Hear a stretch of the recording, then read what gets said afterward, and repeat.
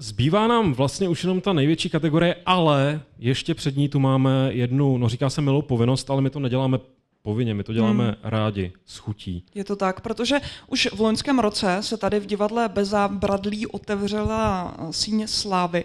Poprvé se udělovala vlastně tahle cena. Lukáši, byla to velká sláva? Byl to velký okamžik? Byla to převeliká sláva, protože jsme uváděli do síně slávy hned 3 členy sdružení, volného programátorského sdružení Golden Triangle. Bylo to dojemné, skoro jsem i plakal. Skoro jsi i plakal, já bych ti to i věřila. A letos k nim přibude další osobnost, ale my si pustíme takový medailonek, aby jsme si ji představili.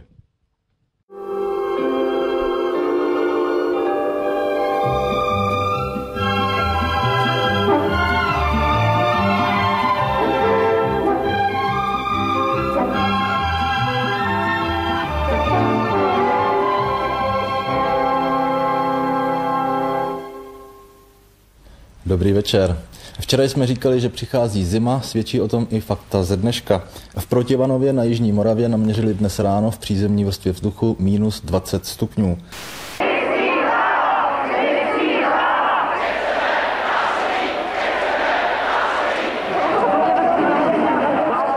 V Německu padla zeď, v Polsku byly volby, v Maďarsku byly volby. Ale tehdy nám to vlastně moc nepřišlo. Ten režim u nás se tvářil pořád jako silně, stabilně a ty události pak šly tak rychle, že ani my jsme nedokázali dost rychle reagovat. Když my jsme tu demonstraci začali připravovat, my jsme si tak něco organizovali a pak najednou organizujeme demonstraci, připravujeme na ní projev, teď já ten projev přednáším a soustředím se na to, abych nemluvil moc rychle nebo moc pomalu, aby mě všichni slyšeli. A to byla takové věci, co mě letěly hlavou. Náš národ potřebuje lidi vzdělané, ale ještě více čestné, nikoli odborníky s diplomem a pokřiveným svědomím. Mně vlastně přišlo, že to, co my děláme, no to, co já dělám, je to, že se nějakým způsobem snažím jenom vrátit svět k normálu, nebo že se snažím prostě odstranit ty překážky pro sebe. A když ta překážka zmizela, tak pro mě už neměla žádný smysl a v té politice zůstávat a nějak se dál angažovat. Prostě tak jako teď vlastně se bylo dosaženo toho, co jsme chtěli a teď ať každý ukáže, co umí. V časopise 100+1 zahraniční zajímavost, což byl takový výběr z zahraničního tisku, vyšel článek a ten se jmenoval Smrt číhá v dračím doupěti. D&D, and it's become popular with children anywhere from grammar school on up. Not so with a lot of adults who think it's been connected to a number of suicides and murders. It looks like a few boys around a table, but in their minds, they're fantastical characters in another world, a darker world. I did my message, and this has happened. I have letter after letter where people took the pieces. Now, there's 6s involved in the pieces of the game, but they take the pieces of the game, they would throw them in the incinerator or the fireplace, and screams would come out because there seemed to be some kind of spiritual forces inhabiting those pieces. A to mě hrozně zaujalo, tak jsem to jako zkoumal a podařilo se mi sehnat přes moje rodiče právě jeden exemplář D&D, Dungeons and Dragons Basics, no a to prostě základní první hra na hrdiny. Hrozně se mi to líbilo, začali jsme to hrát s kamarády, se taky hrozně líbilo a začali jsme to překládat ještě před rokem 89. No a po roce, po listopadu 89, najednou to šlo udělat oficiálně, pořádně. Takže jsem se pokoušel kontaktovat TSR, prostě na e-maily, na faxy, na telefonáty, nebylo možné se s ním domluvit. A mezi tím vlastně se trošku i rozšiřoval ten obzor. Pochopili jsme, že D&D není jediná hra na hrdiny na světě, ve skutečnosti vlastně není ani nejlepší, nebo asi jako není ani moc dobrá, je jako hrozně jednoduchá. A tak jsme si řekli, že vlastně takovou hru dokážeme napsat taky. A s kolegy, s Karlem Papíkem, Martinem Bendou a s mojí budoucí ženou Vilmou Kadlečkovou jsme napsali pravidla dračího doupěte pro začátečníky. A začal jsem se naplno věnovat vydávání her. A tak vznikl Altar, to, čemu jsme pak začali říkat Altar Publishing, to znamená, ta společnost se vydává deskové hry. No, u těch her my jsme vždycky naráželi na to, že v Čechách nedokážeme vyrobit dost dobrou krabici, vytisknout dost dobré karty, ale u počítačové hry jsme věděli, že to záleží jenom na nás. Jak my si to namalujeme, jak my to naprogramujeme, to je to, co ten hráč dostane. A přišlo nám teda vlastně mnohem jednodušší a přímočařejší oslovit toho hráče mimo Českou republiku hrou, kterou tady vyvineme, než u těch deskových her. A proto jsme založili Altar Interactive. Když mi poprvé řekli o téhle misi, myslel jsem, že je to vtip. Ta práce v Altar Interactive v Brně mi hodně dala. To bylo prostě, hodně jsem se toho naučil. Je třeba říci, že já jsem prostě vždycky vystupoval jako producent těch hrách. Ve většině těch her vystupoval jako producent. To znamená, že já si nechci přivlastňovat zásluhy za to, že ta hra je dobrá jako hra. Já pokud za něco mám zásluhu nebo vinu, tak za to, že ta hra vznikla nakonec za nějaký čas a peníze, který stála. Ta moje práce má velkou výhodu, že když doma hraju hry, tak to není ztráta času. Ve svém věku a postavení už se to tak jako úplně nehodí. Ale protože můžu všem ostatním říkat, že ty hry hrát potřebuju, abych si udržel přehled v těch trendech v herním vývoji, tak mi to dává tohle alibi.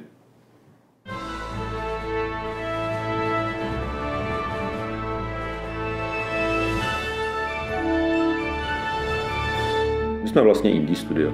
Nemáme tady tu složitou korporátní strukturu, máme relativně velice plochou i tu řídící strukturu a opravdu děláme ty hry, jak my chceme dělat. Děláme hry, co my bychom chtěli hrát.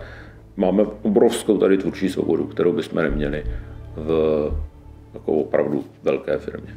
Vlastně ta svoboda v tom dělat ty věci, jak my chceme, je hrozně důležitá věc. Myslím pro každého člověka, určitě pro mě. A že za svobodu se musí bojovat, ale nelze bez ní žít!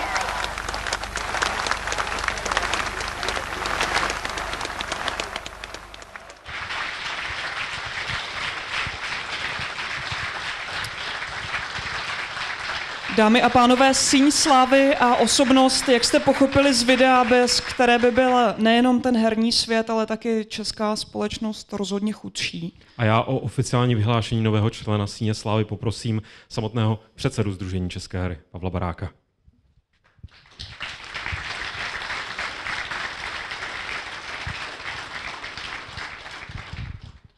Ten mikrofon ti rovnou dám, tohle je vážná věc. Tak jo, asi už jste pochopili, kdo vstoupí do síně slávy, ale aby to bylo oficiální. Takže do síně slávy vstupuje Martin Klíma ze studia Warhorse Studios.